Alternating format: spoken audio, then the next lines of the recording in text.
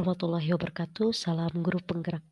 Perkenalkan, nama saya adalah Rianti Astrani Supian dari SMA Negeri 32 Garut. Saya merupakan calon guru penggerak angkatan 8. Pada kesempatan hari ini, saya akan memaparkan koneksi antar materi modul 11 dan modul 1.2.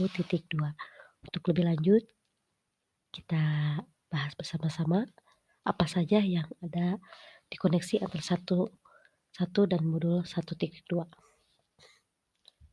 Nah, pendekatan yang saya gunakan pada koneksi antar materi ini saya menggunakan mode refleksi 4P, yaitu peristiwa, perasaan, pembelajaran, dan penerapan.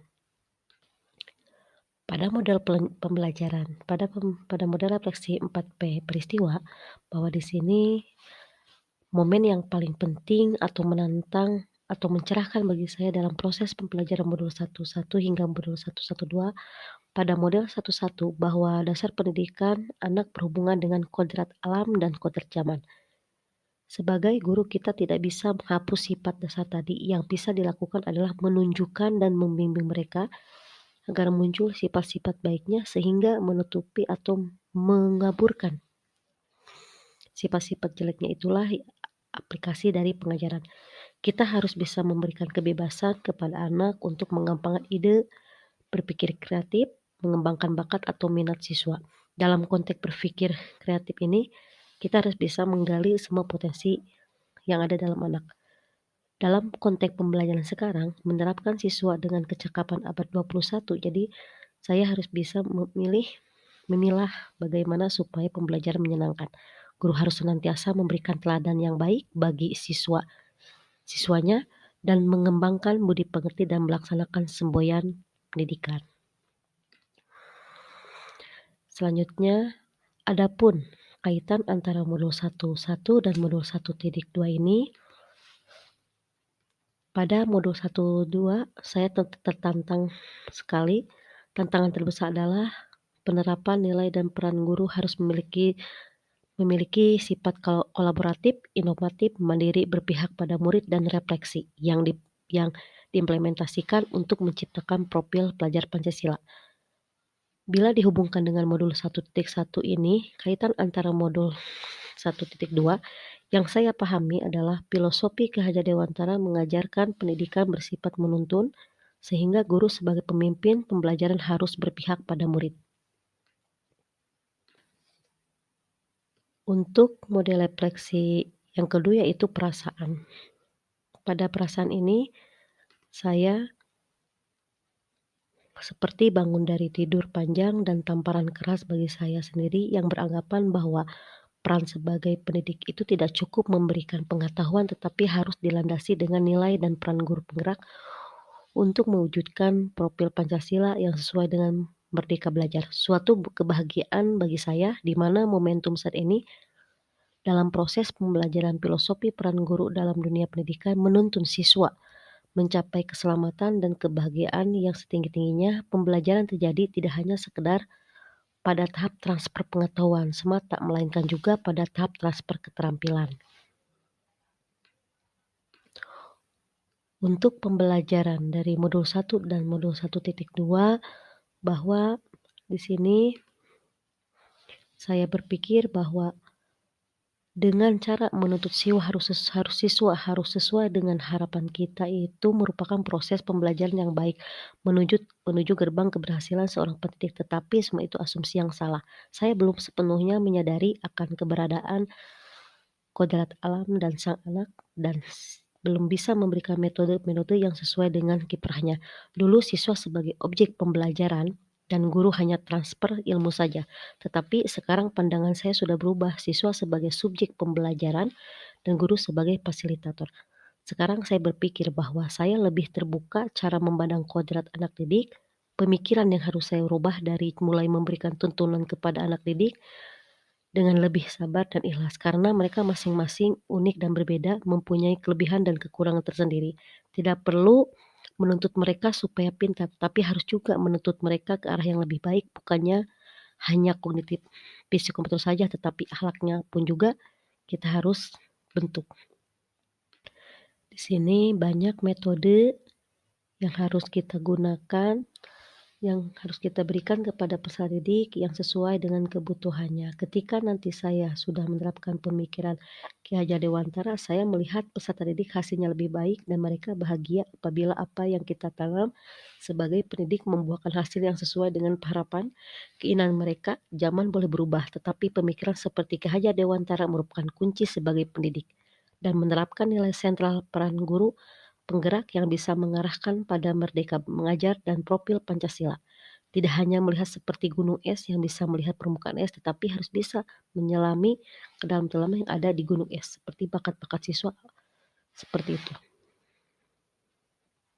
Selanjutnya, selanjutnya penerapan yang saya akan lakukan untuk masa depan dan sekarang juga penerapan ke depan untuk mengembangkan diri yang sederhana demi masa depan saya dan sekolah, saya akan merancang kegiatan yang melibatkan siswa yang akan mempertimbangkan kodrat alam dan kodrat zaman. Saya harus mengembangkan diri secara konsisten untuk mewujudkan nilai-nilai dan peran seorang guru penggerak seperti mandiri, inovatif, kolaboratif, berpihak kepada siswa, dan reflektif. Sebagai calon guru penggerak, kita harus berlatih untuk menunjukkan semangat berdikari untuk mendidik peserta didik. Kita perlu berlatih untuk menumbuhkan semangat mereka. Kita dengan mengedepankan merdeka belajar, belajar dengan bahagia dan bahagia selama belajar, begitu pula para pendidiknya, bahagia mendidik dan mendidik dengan bahagia, sehingga cita-cita mulia bangsa Indonesia untuk memerdekakan belajar akan terwujud. Dari sini saya mempunyai terdapat strategi yang bisa saya lakukan untuk mencapai nilai-nilai peran guru tersebut. Yang pertama itu dengan cara mandiri. Kenapa saya harus mempunyai penerapan ke depan? Itu yang pertama adalah mandiri, yang kedua adalah inovatif, yang ketiga adalah kolaboratif, yang keempat adalah berpihak pada murid, yang kelima adalah reflektif.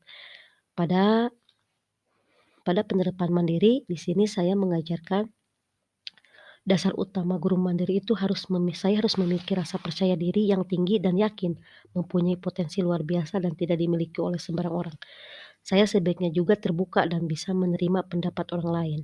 Dan saya harus mempunyai rasa tanggung jawab yang besar terhadap segala tugas yang diberikan dan memiliki inisiatif dan kreativitas yang tinggi yang harus saya peroleh karena saya harus mampu mengeksplorasi semua potensi dan kemampuan dalam diri saya.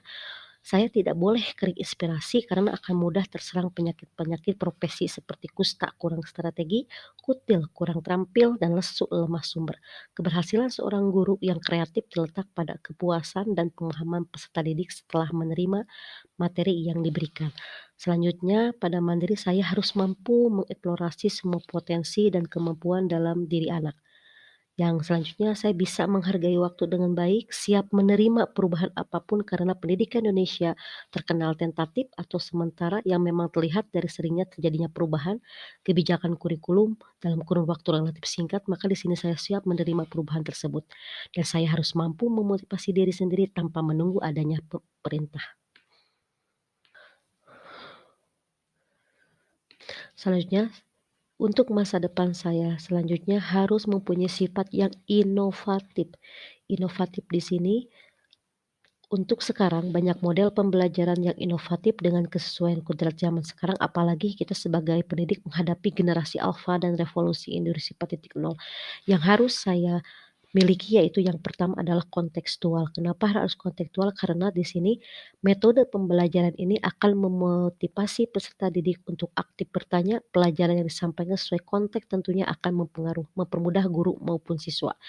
Yang kedua, saya memiliki teknik saintifik. Kenapa saintifik ini? Model pembelajaran inovatif dan kreatif yang relevan diterapkan di era saat ini. Pelaksanaannya mengedepankan norma-norma ilmu pengetahuan. Langkah pertama yang diambil adalah mengumpulkan data dengan melakukan pengamatan terlebih dahulu. Setelah itu, pelajaran dilanjutkan dengan proses penelitian. Hasil percobaan tersebut lalu dikelola sedemikian rupa sampai menumpahkan beberapa informasi. Lalu di mana peserta didik dapat belajar? Nah, penelitian pada akhirnya akan menciptakan kesimpulan. Berdasarkan data yang dikumpulkan, komunikasi sangat dibutuhkan agar hasil riset bisa dipahami dan dijadikan pelajaran yang bermanfaat. Selanjutnya dalam penyampaian materi berbasis masalah, bahwa saya harus menyampaikan materinya harus berbasis masalah. karena suatu materi berdasarkan masalah yang terlihat, setelah itu mengajak para peserta didik untuk berpartisipasi mengatasi masalah tersebut. Selanjutnya, saya harus memiliki realistik. Realistik ini guru menyampaikan pelajaran sekaligus melakukan interaksi sosial dalam kelompok. Cara lain seperti dianggap efektif agar peserta didik mudah memahami materi yang dibahas. Model pembelajaran inovatif dan efektif memang dibutuhkan setiap sekolah agar proses belajar mengajar tidak monoton. Selanjutnya adalah Pakem. Pakem di sini adalah peserta didik dipacu untuk lebih aktif, inovatif, dan gembira dalam menjalani kegiatan belajar. Selanjutnya adalah problem solving. Saya harus memiliki problem solving yang akan nanti diterapkan pada anak. Sesuai dengan namanya, model pembelajaran inovatif abad 2 hiji ini dilakukan dengan mencari solusi dari masalah. Guru akan menjelaskan suatu permasalahan dan mendiskusikannya dengan murid. Setelah itu akan didapat jawaban dan solusi yang menjadi pengetahuan baru. Selanjutnya adalah discover learning. Cara menuntun peserta didik bisa dilakukan langsung di kelas. Sehingga dengan learning, proses pembimbingan bisa terus berjalan selama mereka belajar mandiri. Jadi apapun tugasnya mereka boleh dilakukan di rumah juga asal waktunya tepat 1 hari. Nah, itu melakukan learning. Selanjutnya adalah saya harus memberikan komparatif.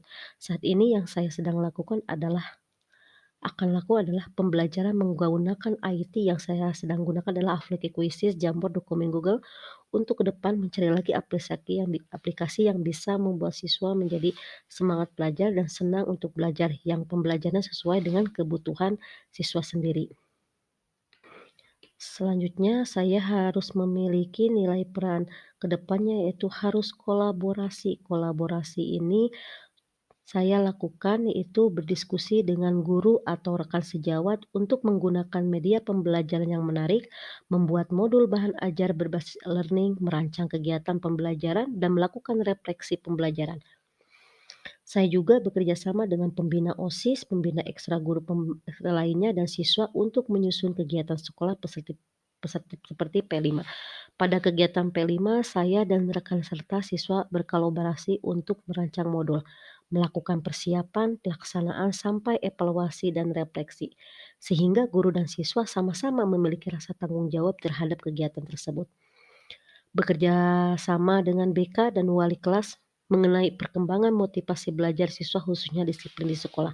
Berdiskusi dengan guru antar mata pelajaran berkenaan dengan materi yang bisa didiferensialkan, seperti saya mengajar KWU bekerja sama dengan guru seni dalam kegiatan pameran kelas atau pembuatan produk siswa yang bisa diperjualbelikan.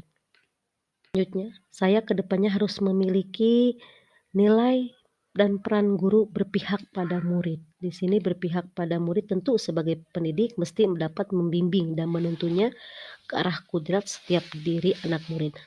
Pendidikan yang berpihak pada peserta didik akan memerdekakan peserta didik dapat menjadi bagian dari diri pendidik melalui pemahaman terhadap pemikiran Ki Hajar Dewantara. Adapun cara-cara yang saya lakukan dan sedang saya akan dilakukan, di sini ada 7 cara menciptakan lingkungan belajar untuk siswa. Yang pertama adalah suasana ruangan yang berbeda. Saya akan merubah dan menyusun ulang ruang penempatan meja dan kursi di kelas. Saya juga bisa mencoba metode mobile teaching, yaitu benar-benar turun dan menghampiri untuk membantu murid satu persatu dan menjelaskan tentang materi pelajaran. Murid akan lebih rileks belajar bersama guru. Yang kedua adalah perbanyak interaksi. Saya dapat memberikan full action atau perhatian penuh dengan semua murid. Dengan ini maka dapat memancing diskusi, pendapat, atau argumen interaktif antara murid dan guru. Peran saya di sini adalah untuk membuat murid nyaman dan leluasa mengungkapkan ide mereka. Pacu siswa untuk berani berpendapat dan percaya diri terhadap apapun ide yang telah mereka ungkapkan.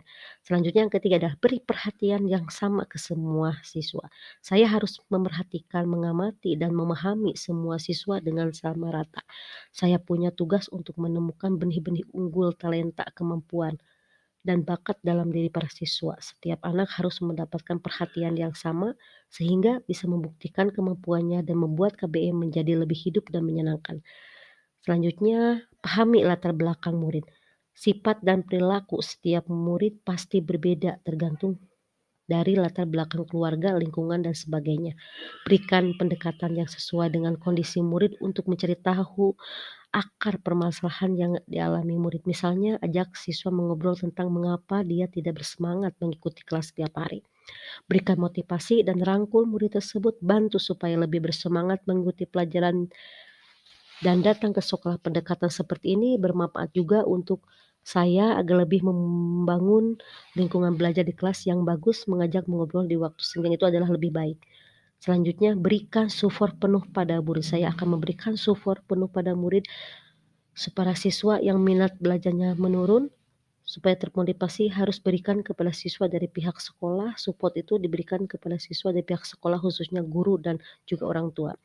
Setiap siswa punya perkembangan dalam belajar yang berbeda-beda. Saat mereka mencapai sebuah pencapaian entah kecil atau besar, berikan pujian kepada usahanya. Murid akan sangat senang dan lebih terus bersemangat ketika pencapaiannya diakui oleh guru dan orang tua. Perhatian dan apresiasi dari guru menjadi faktor terciptanya suasana kelas yang bagus karena murid terasa dihargai atas tercapainya. Namun apabila ada hal yang harus dikritik, bisa menyampaikannya saja agar siswa belajar dari kritikan tersebut. Selanjutnya, gunakan teknologi. Saya di sini harus menggunakan teknologi, belajar dengan teknologi IT yang menarik perhatian anak zaman sekarang. Teknologi sudah mulai mudah diakses, menulis di papan tulis mungkin bisa menggantikan dengan menggunakan gadget supaya murid juga lebih bersemangat belajar di kelas. Materi pelajaran, textbook juga bisa diubah ke dalam audiovisual. Guru bisa memperhatikan video penjelasan dari internet tentang materi yang sedang dipelajari. Dengan menyajikan pelajaran dengan bantuan teknologi, maka penjelasan akan menjadi semakin menarik dan tidak membosankan bagi murid. Maka di sini saya akan menggunakan teknologi sebaik mungkin, maka saya banyak berlatih ya menggunakan aplikasi yang bisa menarik siswa untuk belajar. Di sini juga gunakan metode pembelajaran, media pembelajaran dengan praktek. Ketika saya pembelajaran dibarengi dengan praktek sesuai dengan materi yang diajarkan, cara ini akan membuat murid tidak bosan dengan teori terus dan menerus. Murid akhirnya akan lebih paham akan materi pelajaran. Praktek juga membuat siswa mampu mengingat materi pembelajaran. Nah, itulah nilai dan peran guru yang akan saya lakukan ke depan, yaitu memiliki 5 peran, ya, tadi sudah dijelaskan sebelumnya. Maka pendidikan yang berpihak pada murid menekankan pada minat, kebutuhan, kemampuan individu, menghadirkan model dan metode belajar yang menggali motivasi untuk menjadikan pembelajaran sepanjang hayat dan selalu ingin tahu terhadap informasi dan pengetahuan. Budaya sekolah juga mendukung lingkungan kelas yang aman dan nyaman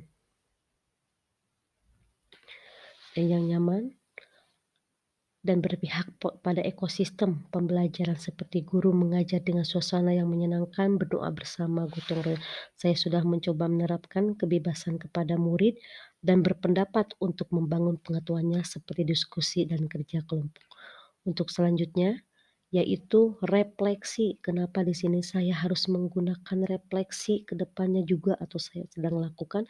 Karena refleksi itu mampu senantiasa merefleksikan dan memaknai pengalaman yang terjadi sekeliling, baik yang terjadi pada diri sendiri serta pihak lain. Secara terus-menerus memikirkan, mengevaluasi, merencanakan apa yang telah sedang akan dikerjakan. Saya yang berpikir ulang tentang pembelajaran yang telah dilakukan, dalam hal ini saya memikirkan ulang tentang semua hal yang telah terjadi ketika proses pembelajaran berlangsung. Saya yang memiliki kemampuan reflektif akan menghargai usaha siswa, sekalipun hasil yang diberikan tidak sesuai harapan, ia akan terus menyemangati siswa untuk tumbuh hingga siswa mampu memperbaiki kekeliruan mereka saat menyelesaikan soal atau latihan di waktu sebelumnya. Di sini adalah 7 alasan kenapa saya harus refleksi. Yang pertama, menentukan strategi pembelajaran yang tepat. Ketika seseorang memiliki kemampuan berpikir reflektif, maka ia sesungguhnya memiliki kemampuan untuk menganalisis, mengevaluasi, memotivasi, dan mendapatkan makna yang mendalam. Begitu pula dengan saya. Apabila saya sudah reflektif kepada siswa, maka bagaimana cara untuk menentukan strategi pembelajaran yang tepat supaya siswa itu tidak jenuh. Selanjutnya, saya harus menghargai proses bukan hasil. Sistem pendidikan di Indonesia selalu mengacu pada hasil akhir dan bukan kepada proses. Siswa cenderung didoktrin untuk mendapatkan nilai yang baik alih-alih memastikan apakah mereka sudah memahami proses pengerjaan dengan tepat. Akibatnya, siswa menjadi masa bodoh dengan proses yang ia jalani. Mereka tidak peduli apakah jalan yang mereka lalui adalah benar atau salah, karena menurut mereka yang paling utama yaitu mendapatkan hasil nilai yang tinggi. Seseorang dengan kemampuan relatif cenderung bertumbuh pada proses penyelesaian masalah. Apakah hipotesis yang dipilih sudah tepat atau belum? Apakah hasil hipotesis dapat diterima atau tidak? Walaupun demikian, bukan berarti orang-orang yang memiliki kemampuan reflektif tidak peduli dengan hasil akhir, tetapi mereka menghargai proses berpikir hingga mencapai hasil akhir dengan baik. Guru yang memiliki kemampuan reflektif akan menghargai usaha siswa sekalipun hasil yang diberikan tidak sesuai dengan harapan kita. Yang selanjutnya, bahwa reflektif itu adalah sebagai evaluasi diri saya, karena hal ini lahir dari kemampuannya untuk menggali ingatan akan sesuatu yang telah terjadi pada dirinya di waktu sebelumnya, layaknya mencari pengetahuan yang tepat dalam benaknya untuk menyelesaikan masalah yang ada. Dengan demikian, saya dapat merefleksikan pemikiran mereka untuk menggabungkan pengalaman sebelum dan pengaruh pengalaman tersebut dalam KBM di kelas. Selanjutnya, saya melatih kemampuan reflektif kepada siswa. Pelatih tidak ikut bermain, tetapi bagaimana ia dapat mengajari seseorang jika ia tidak menguasai ilmu pengetahuan yang ia ajari? Saya sudah mengetahui bahwa kemampuan reflektif sangat penting untuk dimiliki oleh seseorang, termasuk siswa kita. Oleh karena itu, saya harus menguasai kemampuan reflektif sebelum melatihnya kepada siswa.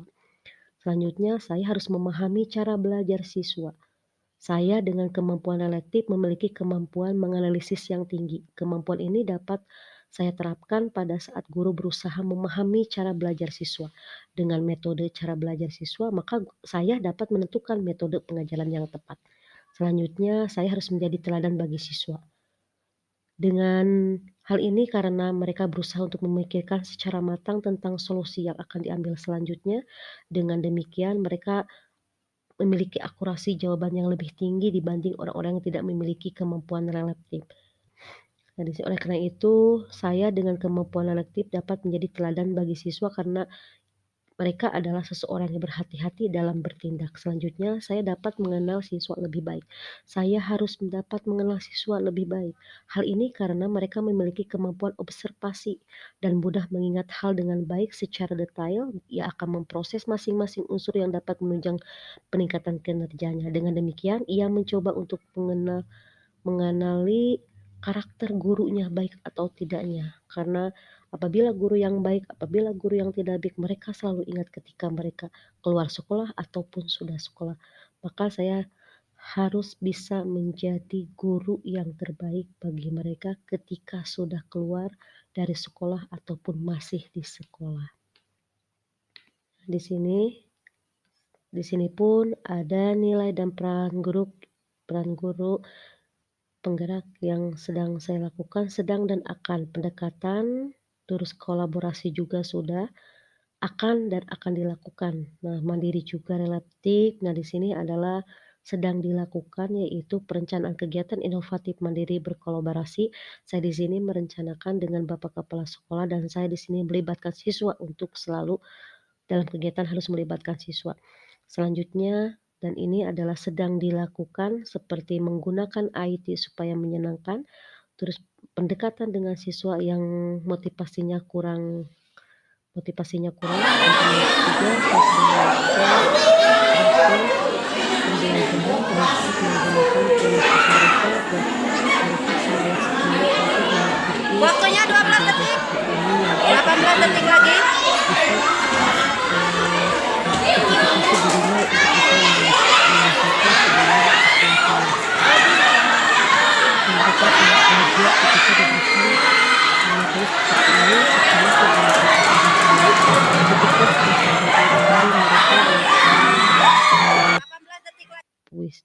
Kuis. Dan selanjutnya saya melakukan refleksi ketika setelah belajar apapun mau belajar. Terus apa yang mereka belum pahami dan apa yang mereka sudah pahami. Dan seperti begini, di sini saya melakukan pencitraan metode dengan mereka. Sebelum dimulai, mereka harus punya nilai untuk pembelajaran atau untuk ketika mereka termotivasi untuk belajar, mereka juga akan bahagia kalau seperti Kata ini. ilmu fisika, Nah, tekanan mereka berbanding lurus ketika dengan gaya. sesudah Artinya, belajar, ketika banyak saya gaya, evaluasi akan banyak kembali, pula tekanannya. terus saya Orang, mengajak kalau ngobrol hidup banyak mereka gaya, potensi supaya untuk mereka mendapatkan lebih tekanan dekat dengan itu saya, menjadi dan sangat karena besar. saya harus bisa Tekanan memahami ini, mereka. Dan tekanan inilah itu, proses-proses tekanan ketika saya cicilan, lakukan, dan tekanan saya utang, akan dan melakukan tekanan lagi gaya lebih hidup yang lain. banyak lagi masa yang akan datang. Mungkin pemaparan untuk metode pembelajaran hari ini cukup sekian untuk materi hari ini. Koneksi antar materi modul 1.12. Maaf apabila ada kesalahan atau kurang berkenan. Assalamualaikum warahmatullahi wabarakatuh.